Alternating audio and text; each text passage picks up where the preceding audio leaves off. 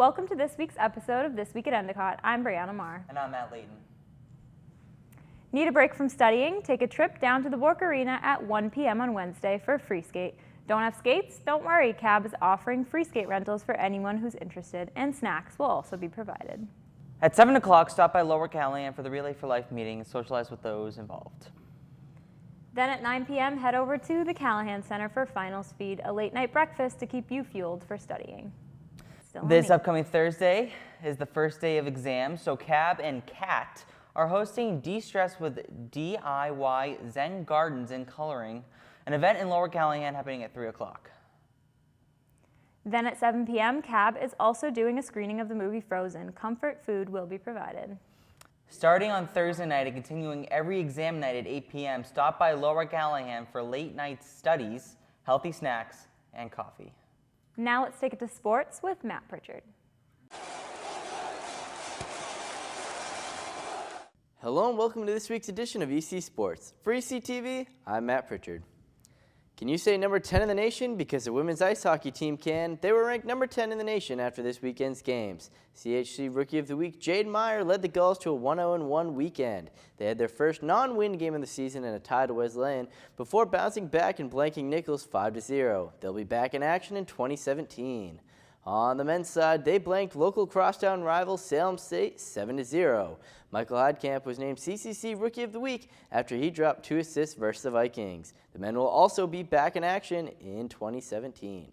On to the court, the number 20 men's basketball team went 2-1 on the week. Their wins came versus UNE and Salem State, while the Gulls' 5-game winning streak was snapped by Bridgewater State in an 86-82 game. The Gulls will end the 2016 year in the Salem State Holiday Classic before picking back up in the new year. On the women's side, the Gulls had a tough week as they went 0-3. They suffered losses to UNE, number 14 Bowdoin, and Salem State. They'll look to end 2016 on the winning side versus Brandeis before picking back up in 2017.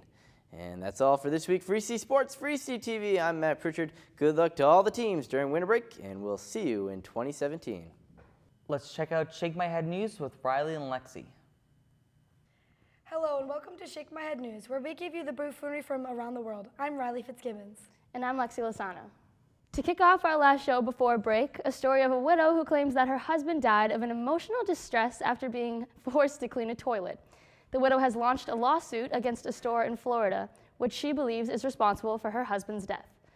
Maria claims that her 69-year-old spouse, Fernando, died as a result of emotional distress after staff at the branch of Walgreens refused to let him leave until he cleaned the shop's toilet.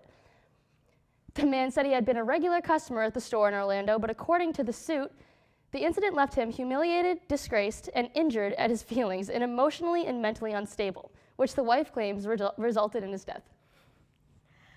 Sometimes being in a relationship makes people a little crazy. According to Miami cops, Samantha Martinez was jailed for faking her own abduction to get revenge on her boyfriend. Martinez, 20, was reportedly missing and abducted on Tuesday afternoon.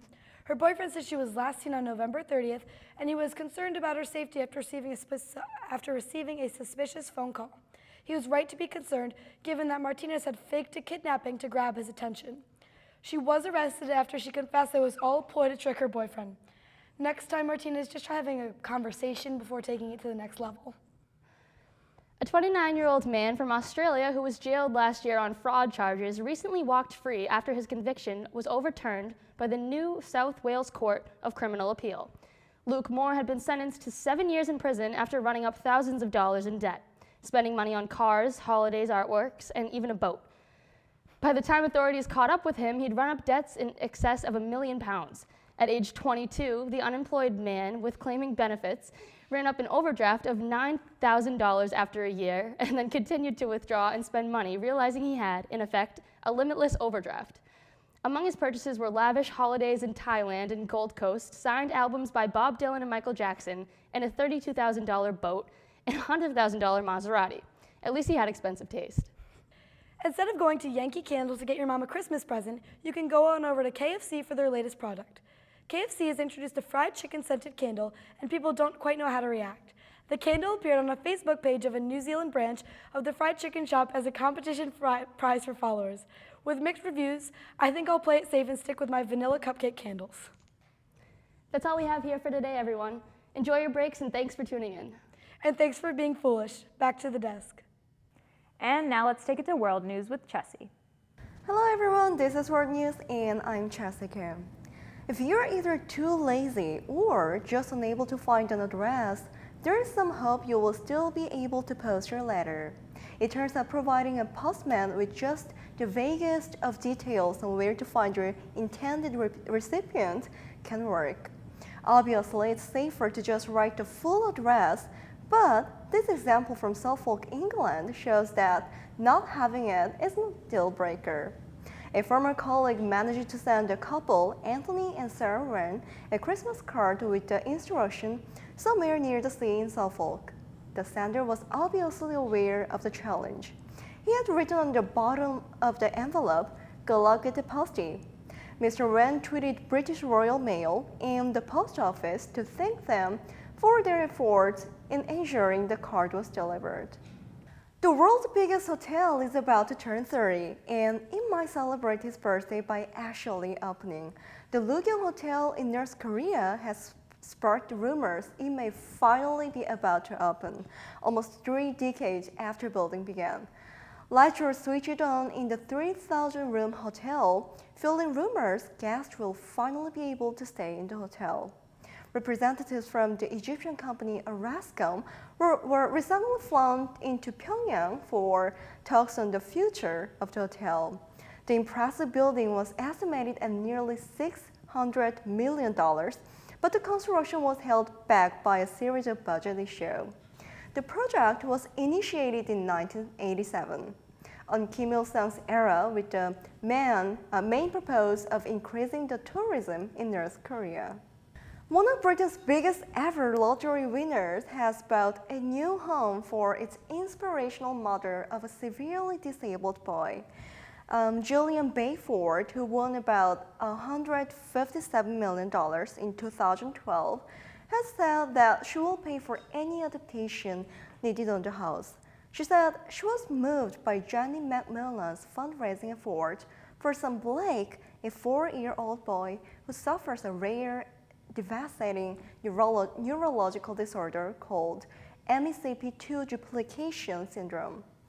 He is unable to roll, walk, talk, or sit, and needs round-the-clock care. His seizures are becoming increasingly severe and frequent. Mrs. Bayford bought the house because it is open-plan and more adaptable for Blake's needs. The kind gesture now means that any fund raised by Jenny can go directly towards research into Blake's condition. A planet that rains rubies and sapphires has been found 1,000 light years from Earth. The gas giant has cloud rich in the mineral that forms the priceless gemstones, say scientists.